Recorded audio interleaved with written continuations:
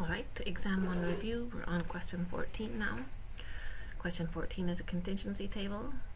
So they ask us, what's the probability a teacher is from India or lives in Karama? Alright, so let's do the groundwork first before we attack the question.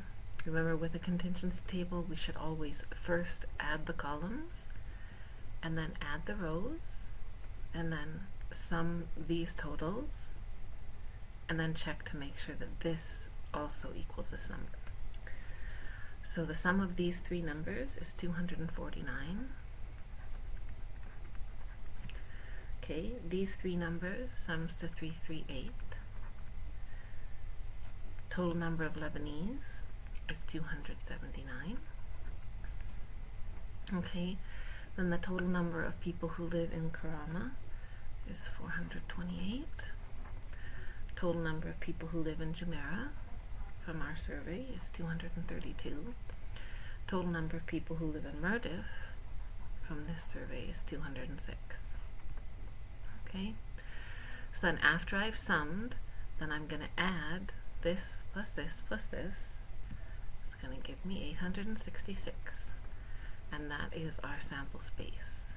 Okay, and again, you should always check to make sure that these three numbers also equal this, which they do. I've already checked. Okay, so back to the actual question. They want the probability of teachers from India or live in Karama. So the probability of Indian or Karama. Okay, so what we're going to have to do, we're going to have to take the probability of India plus probability of Karama, okay, because or means plus, and then, because look, here's Karama, here's Indian. There are 285 shared outcomes between these two events, so they're not mutually exclusive. Not mutually exclusive events. Okay, because if we look, Karama and Indian, they share this many outcomes. So for that reason, after we add these probabilities, we've got to subtract out the shared probabilities, Indian and Karama. Okay, so probability of Indian, it's going to be the total number of Indians, so 338,